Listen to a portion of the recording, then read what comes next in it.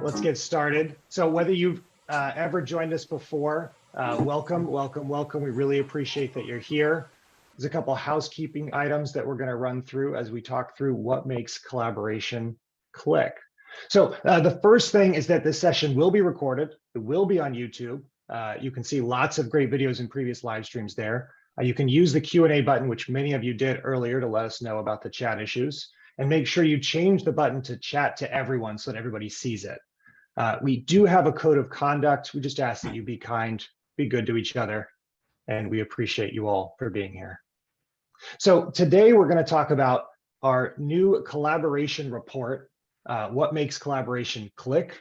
Over the last year, Cristen and her team have been talking to writers, researchers, designers, product managers, developers, all kinds of folks to see what could make collaboration better. And does it matter? And the spoiler is, it really does matter. So I'd love to introduce Cristen, who's joining me today, who's our Director of Product Research at Figma. Thank you so much. I'm really excited to talk about this work and also to hear all of your questions and to have a dialogue about this stuff. Yeah. I lead insights and analytics or analysis at Figma, and we're really excited that you'll be here today. So let's jump in. I want to start with the first question to Cristen. Cristen, why did you do this research? Like, what made you feel like this is something that you should dig into and your team should dig into? Yeah, so people weren't exactly asking for this research explicitly, but I could tell that they needed it. So as you can imagine, in my role at Figma, I do a lot of interviews with designers and all roles that are involved in the product development process. And I think it was really obvious, even from my very first research projects, how confused and frustrated people are in general about collaboration. Just how does it, how, where, when? And I think what really piqued my interest was this obvious contradiction that I saw where on one hand, people would talk about collaboration like it was the bee's knees, right? It was like people would switch jobs because they didn't feel like other people were, collaborative. It was super important to them. It felt like this was part of why and how they do their best work. And then on the other hand, you would have people talking really articulately and like powerfully about how they feel like their craft as a designer is starting to kind of be reduced to meetings and coordination and being like a air traffic control for the work, as opposed to feeling like they're doing really creative stuff. And I thought that contradiction and that tension just felt really rich to me and was like, that's the juicy stuff right there. That's like researcher's dream. It's like, if you can unpack that, it's, it's really helpful and useful. So the thing that people want, and then the thing that they're maybe not quite getting, Could you give us a couple like examples of how you saw that playing out? And I think some folks might add their examples in the chat probably too. Yeah, I would love that. I have it up, so if you have other examples, feel free to chime in. One kind of specific, very sort of common example that I'll give, there's an example of a pretty senior designer that I spoke with that was working on a prototype for a user test. And she was really talking in detail about this session that they had. There's probably 6 or 7 people giving her feedback on the prototype for testing, right? There's people from marketing, from all these other functions. And she's totally not someone who just wants to like hide in a cave and be like a solo designer. But I think in that moment, what she's describing is this totally overwhelming amount of feedback and collaboration. And her takeaway from that is like, wow, do all these people really need to weigh in at this really specific moment? So it's not like in the large, she doesn't want to collaborate, but in that specific moment, there's a lot of work involved in taking and consolidating feedback from 7 different people, figuring out what you should and shouldn't respond to and what you're going to do about it. And she was kind of like, it's it's a prototype, right? It's a test. Let's just get this out the door and see what happens. And maybe we can streamline that a little bit. Yeah. On the other hand, right, you have lots of examples of people who feel like they have huge breakthroughs because of the feedback that they have from other people, or they're super stuck and they're like, oh, and then I worked with my content design partner and he just had this totally different take on this problem. And then all of a sudden, like my work is, 10x. And it's so good that people hold out for that. And they're super attached to that feeling. Like it's a really positive feeling. But I think to me, like if you take those two examples side by side and you're like, okay, we just call these both collaboration. Yeah. And one is like kind of horrible and one is like amazing, then I think that just deserves to be interrogated a little bit and see if we can make a little more progress for ourselves. Yeah. So you've got these people being bombarded with different pieces of feedback. You've got this desire to 10x your own work, and you have this sense that this is important. How do you take that? This is where we learn about the magic of research. How do you take that and turn that vague feeling into something that's tangible that maybe makes its way into a report like this? Yeah, so I think I actually sat on this one for a little while because it did take me a while to figure out, like, I don't know how to untangle this exactly. How do we use research to do this? Because it is kind of it's a lot of different questions kind of rolled up into one. But the thing that I decided to do with it, I decided to break these into like two phases. So in the first phase, I think we just wanted to define our terms. Like, how do teams collaborate? What does that mean to them? And then what are they trying to accomplish? And so what I wrote here, how do teams describe a great product? It's like, what does that mean on their terms? And then in the second phase, we're trying to say, what are the relationships between those two things? And that's where we used a more quantitative approach. So we could say, which of the collaboration behaviors are really driving these outcomes? But the thing I like about this approach is that I think you could have done this work by just assuming everything that's here in the blue, right? Like I could have brainstormed this and I could have gotten some other people to brainstorm it. And I think we would have been, I don't know, halfway there. But I think what I like about this work is that it's really articulated as like from the teams and in the team's own words. And so I think for me, that actually feels a lot more satisfying as an answer. Yeah. So you have these qualitative examples on one side that you're able to pull language from, that you're able to pull examples from, that you can then take over into quantitatively measuring the impact, because there is math here. We're going to show a chart later. There is math here with the impact of these different behaviors. That absolutely, that seems really powerful. Yeah, definitely. Oh, I just wanted to add one quick thing, since I know a lot of people on the live stream are obviously, engaged in research in some respect. I think the other takeaway is just, the survey itself, because we did it this way, we have confidence that the way we talk to people in the survey was stuff they were going to recognize, right? As opposed to, some things that we just brainstormed off the top of our head and we really wouldn't have confidence that anyone was understanding it and answering it in the way that we expected, which is like pretty much critical for this kind of work. Yeah, I mean, the kind of thing a great researcher adds, so kudos. So if we then sort of think about, we're doing all this stuff, we have this vague feeling that it matters. You've got this hunch, you're digging in. You've got to actually tell us, like, does it matter? Does it make a difference? Does it drive, better outcomes, happier teams, all those sorts of things? It does, and I think we all expected that some of these collaboration behaviors were going to make a difference. I think what's interesting about this work is which ones really spiked.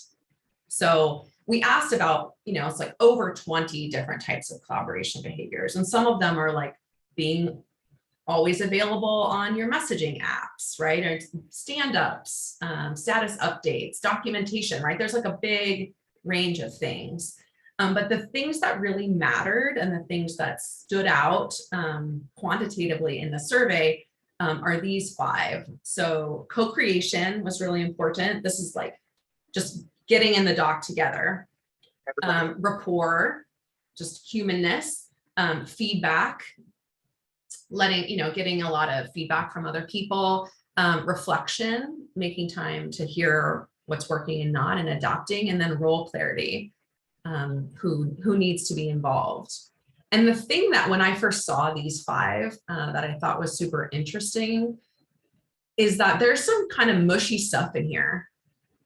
Like when I see this and you kind of squint at it, rapport, reflection, role clarity, feedback, these are very relational types of interactions. It's like not transactional information exchange type behavior. It's like, it's very human and very social, which I thought was super interesting.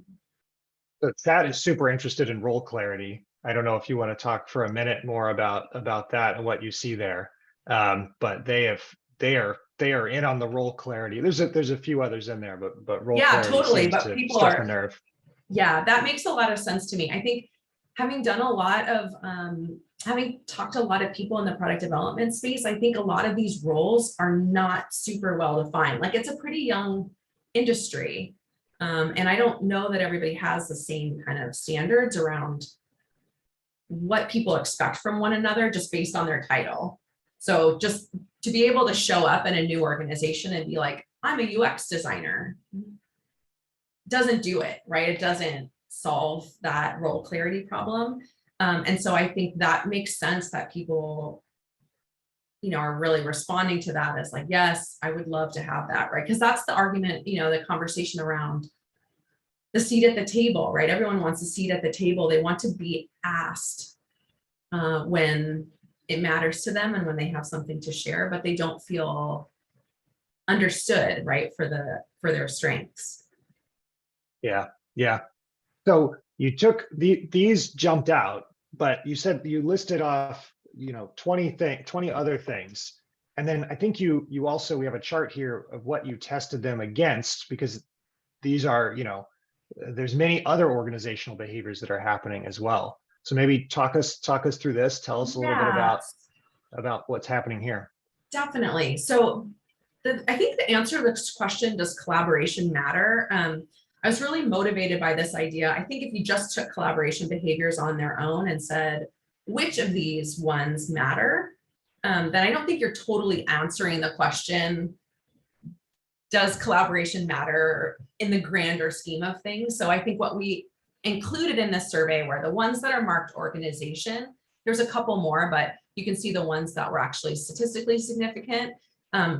Success criteria, clear goals, timelines, that kind of stuff. And we included these into the survey because we know that they matter, and it's relatively uncontroversial that some of these things are important. And so we added those so we would have something to compare to. And I think this is the finding, I think, that really answers that question, does collaboration matter?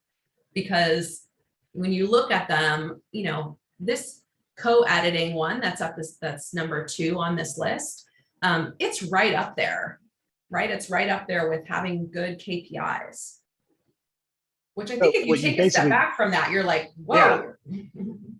So these are things that are strategic. These are strategic activities that people, what are our goals as an organization? I mean, what Cristen is basically saying here is this is equivalent to all of the planning process and all the effort that goes into something. The collaboration is the same, that mushy work that you described earlier, role clarity and other things. Yeah, absolutely. And I think people, everyone acknowledges, like, yes, the planning process can be a little cumbersome in some places, but I mean, we have to do it, right? And the, you know, sort of what is the equivalent kind of investment we would make in our team's collaboration behaviors, I think is a super interesting question. Yeah. Do you have any thoughts from this research on what would make that more, like make that feel more equal, would make it just, I don't know, organizationally, how might you talk about something like this and or change it a little bit? Yeah, I won't claim to have the, I think like the definitive answer here, but I think the thing I'd like to see happen that I think could move the needle here is just to make collaboration work more visible. So I think planning has artifacts and process, and I think the collaboration behaviors that are here, rapport and role clarity, a lot of times they don't have anything visible. They don't go in your portfolio and they don't go in your performance review. And so I think the thing that we can do in the short term is just try to elevate and highlight this work wherever we see it. So that means if you're on a team where somebody is really driving these behaviors in a positive way, I say boost the heck out of those people, right? I think public praise, you know, send notes to their manager about how amazing it is and how impactful it is. I would love to see this kind of stuff be like, what if people just got promoted on the basis of improving collaboration for their organization, just on its own, right? And like that meant impact. I think that could really be, I think that could be really an interesting cultural change.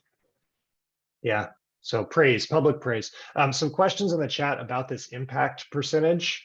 Yes. Do you want to give a quick summary of what that is and how to think about that? And then we'll move on to the next question. So if people want the really like the detailed version of this, I would recommend the talk that I gave at Config, where I detail where these numbers come from and why. The short answer is that it's a transformation of the effect size of each of these survey items. So the effect size measures the size of the impact. And then we just normalize that number into a percentage so it feels a little bit more like concrete instead of having like, you know, 178 up here. So impact on great product. That's how to think about this. Yeah. Okay. Great. And then that config talk is great. I agree. Folks should watch that if they want to get more, even more. We've got more for them. I spent more time on methods there. So if you're sort of like, I need details, you know, that's where you should go. Yeah. Yeah. Okay. So then I'd love to hear from you about what was the most surprising thing. There's some questions in the chat. I know there's a couple other interesting and surprising findings from here. Tell us about them. Yeah.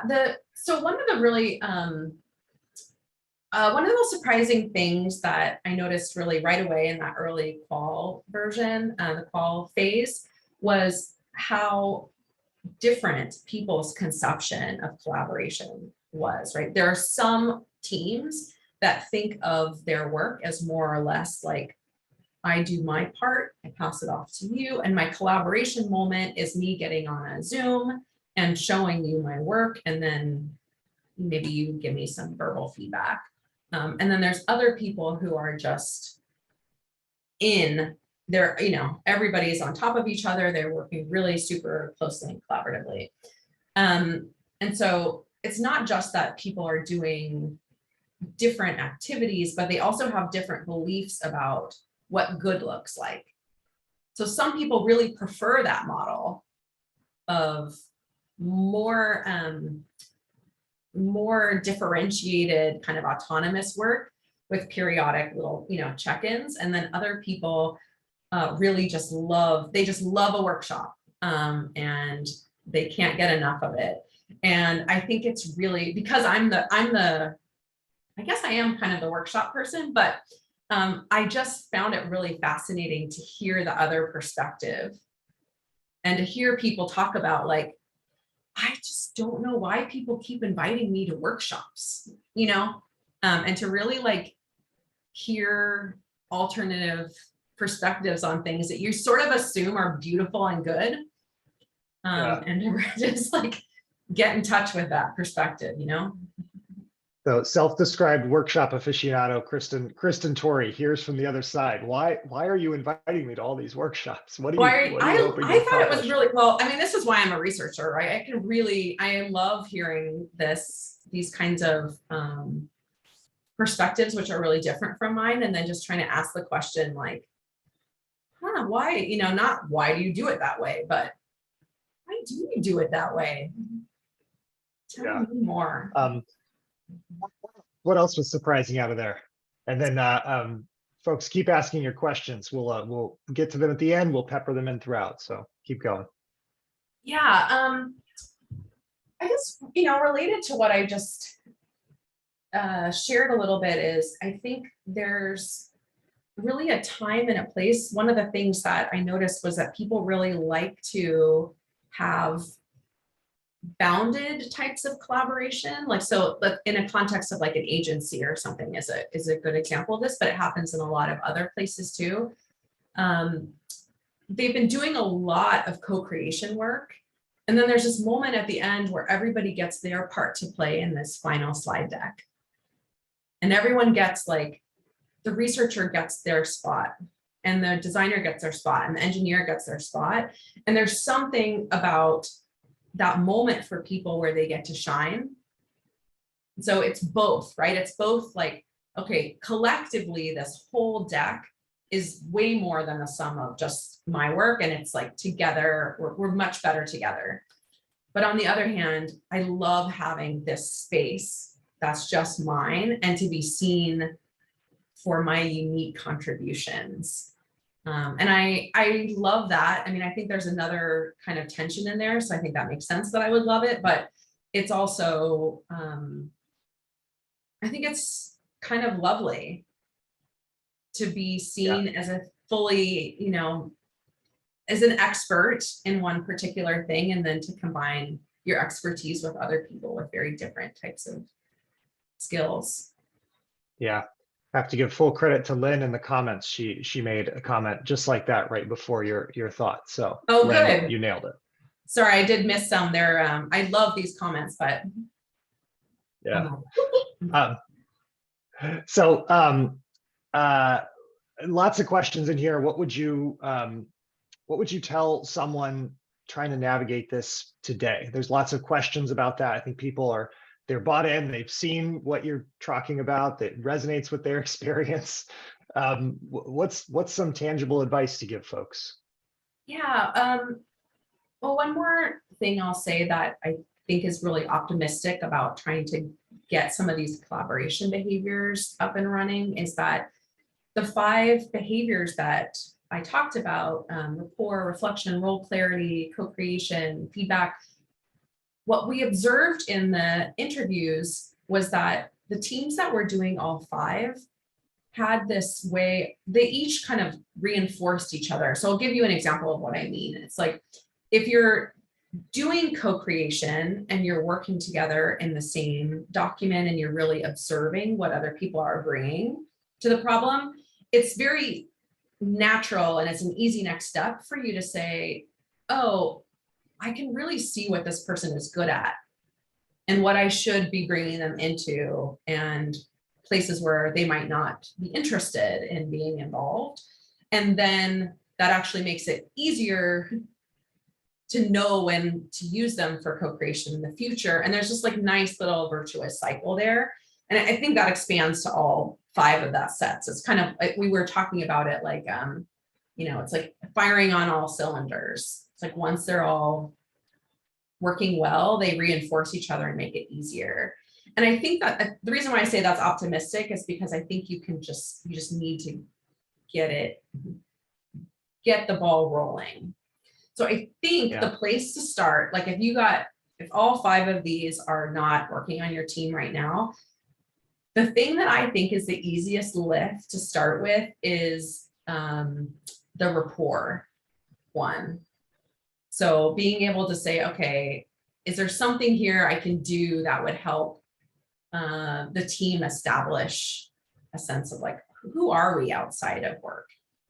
And people brought up a lot of stuff through the whole research process people would talk about icebreaker questions and fun facts and like, here's everyone's baby pictures, guess who's who, and games and, pets, guess who has which pet.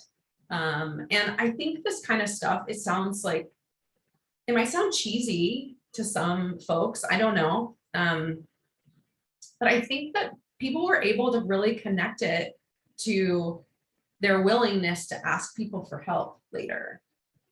Like they were like, I know who this person is. It's like a real face. And I know something about them. And so when I need help or I need support, this is where I can go. I'm not alone. So, what you're saying is that, you're not just saying like slap an icebreaker on there. You're saying like really consciously think about building a little camaraderie, consciously think about learning the names of your coworkers' kids and the things they care about. Like, I mean, right? That's how we should maybe think about this? Well, one word that came up a lot in the interviews was rituals. So I think that's right. I don't think it's like a slapping an icebreaker on it.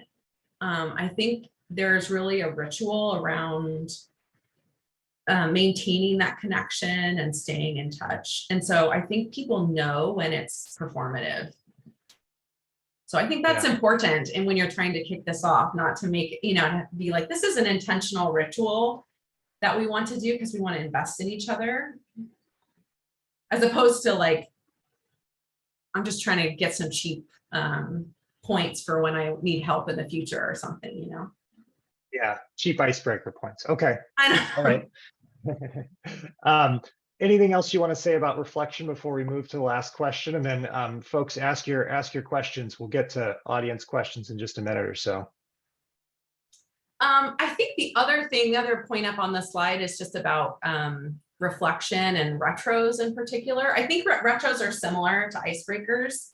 Retros are like they're the practice that gets the most maybe publicity, but I think you have to think about like the purpose behind it.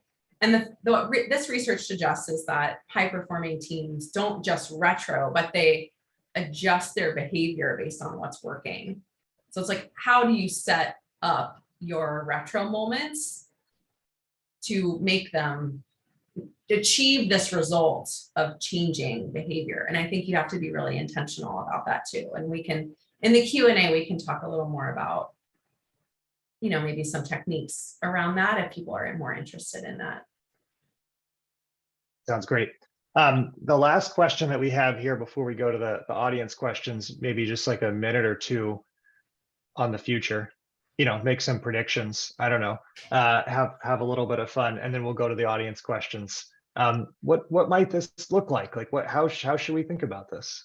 Well, I don't know if you probably, the folks listening probably won't be surprised to learn that I think my perspective on this is that I think the future of collaboration will better serve these social and emotional needs that we've been talking about. And I think right now it's sort of conflated that the rapport and the social emotional stuff is all kind of associated with it's FaceTime, in-person stuff, synchronous work.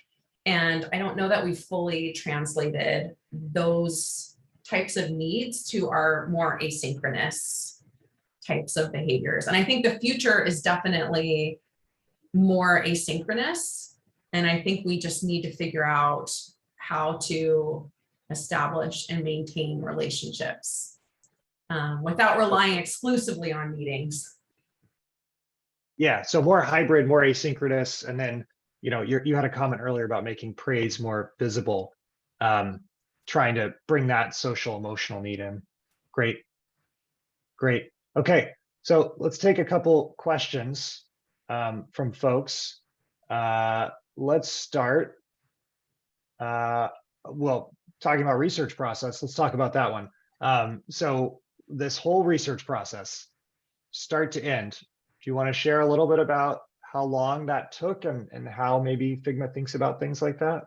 Oh, yeah, this one took a super long time. This one took a year because I know, like I mentioned in the beginning, it was more about, it was kind of like it was my kind of curiosity. And I think we started it with the qual part, and I was trying to dig in there. And then I brought that back to people and I socialized it. And I tried to help people understand, okay, what would it look like if we did the quantitative part of this? And so we kicked that part off.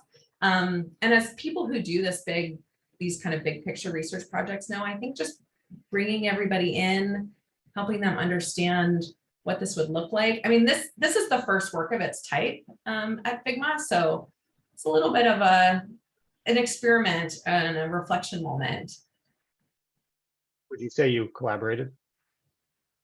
With everybody, yes. So from my perspective, it was also super fun because there's a bunch of teams, comms and PR and there's a lot of people in a lot of different parts of the organization that I got to work with on this. So it's just super fun. Yeah. We're going to swing the other direction because I think this is something that popped up a little bit. Yeah. So from the theory and how to think about this to the tools and the communication sort of scattered across tools, and whether you saw any teams have effective ways to kind of centralize their communications to maybe streamline it, since the collaboration was happening in a lot of different places, which, certainly we know at Figma is happening. Yeah, it absolutely is happening. I think that I did not observe any perfect solutions. I think I can say everybody has this problem. Everything is spread out all over the place. I think this doesn't work for everyone, but the most successful example that I have seen for this is very small teams that just use like Notion exclusively, or like pick one tool that ends up being the repo for everything else, right? So you can then, right, you embed your Figma files, and then everything kind of sticks there. I think that requires a lot of buy-in from everybody, so it definitely doesn't work everywhere. But that was one moment where that's probably the only person that I've talked to who I was like, what kinds of collaboration, what are your issues? And they were like, it's good. So for an individual, you're trying to get buy-in from other people, then trying to centralize and do it that way. Centralize as much as you possibly can. Well, they were all, I think what was working about that is everybody was it was a small team, and everybody had accepted that the source of truth is this tool. And I think that was the breakthrough for this particular participant. Yeah. Okay. One other question that came in, when folks are co-creating, they've noticed that some people sort of sit, this is from Gabriella, that some people sort of sit on the sidelines and don't always participate. Do you have any thoughts, or did you hear anything from the research about how to bring those people in who are maybe out on the outside? I did. One of the things that people mentioned about when they were asked to co-create and they weren't feeling that great about it, was that they weren't sure what they were being asked to do. So I think that if you do a lot of this, so as designers and researchers, we do a ton of this kind of like, let's get in a file, let's figure it out together. I don't know that everybody works. They don't have the same expectation of that. So I think letting people, I'd say, start with a smaller group and model it for people, and people will start picking it up through osmosis. Yeah. So smaller group, make it clear what you're trying to achieve and what you want from people, which goes to the role clarity point. Yeah. And then maybe that'll get some folks off the sidelines. Love that. Yeah, I think you can't assume, you can't assume that everyone knows what to do with an empty whiteboard, Yeah, that makes sense. Okay. There was a question earlier around the collaboration impact of an individual. And if there was a metric you had seen to try to measure that, or some good way of kind of like making that, I think they're getting at more, the making the impact more visible to that point you made earlier. Do you have any thoughts on people trying to make that happen, maybe from a manager's perspective and then from an individual's perspective? I have heard of something. I don't really have the answer here on like what the world should do, but I think that the only things I've seen in this kind of space are some people will do peer feedback at the end of every project. And it's visible to everybody else. I think you Like a consistent reflection. Yeah, and so I think if you do that right at the end of every project, let's say you're trying to make a claim about, the impact of your ability to work with others, you have those, it's like references in a way to say, look, consistently over the last year, right? Everybody I work with is saying this is mattered in these specific ways. I think you can assign, I've seen people attempt to do these like rankings of like, oh, on a scale of 1 to 7. I think those are tricky because of how differently people will interpret that. But I think if you have some qualitative, if you have some open-ended description, you might be able to make it work. Yeah. So there's quant is possible, but maybe fraught, a little bit challenging. And then the qual is a consistent reflection, which probably would make other work better too, if you can get your company to do that, or your team. Yes, so that's the bonus, right? You also, I think you can do it primarily for the purpose of improving your process and improving your relationships. And you also just get the secondary benefit of being like, my own individual impact. Here's evidence of that. Yeah. All right. So we have a question that I think is actually a little bit more about the future. And it's the question is about collaborating with team members who are in person versus remote in a sort of a more future, more hybrid work environment. Do you have any good processes or tips that you'd recommend for these sort of split groups? And this person, it's Heather. Thank you for the question, Heather. A lot of times the remote people at our company feel left out since they can't have side conversations. Any perspective on how Heather might approach that issue? Yeah, so the question is, some people are in person, some people are remote, and I think there are some nice best practices around that situation that I'd be curious if Heather is already trying, but I think you should, some best practices are everybody has their own Zoom, right? So everyone should show up in Zoom as their own face, right? Instead of like 8 people in a meeting room somewhere and then everybody else separated. Everybody should use the same chat for like during a meeting.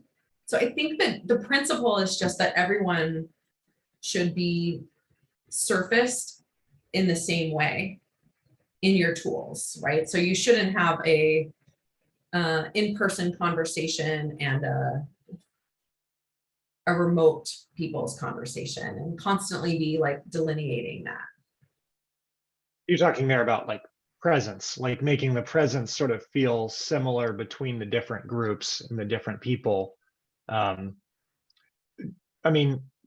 that negating some of the benefit of the in-person, or do you feel like you could sort of still get the benefit of in-person with this presence that is more equal?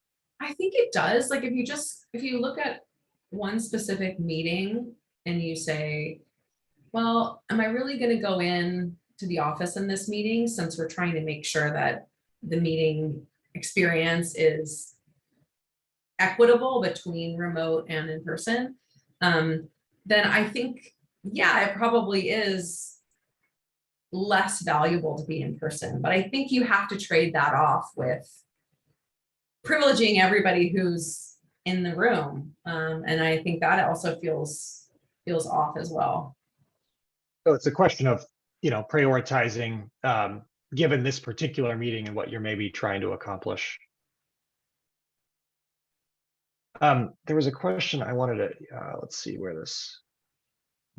All right. So last question that we got was about whether you're hiring, and how people, might apply if they were interested in working with you. I am absolutely hiring, and I would love to have people apply through the careers page. I will say that our research team, what I'm really looking for are people who are going to be able to identify research needs.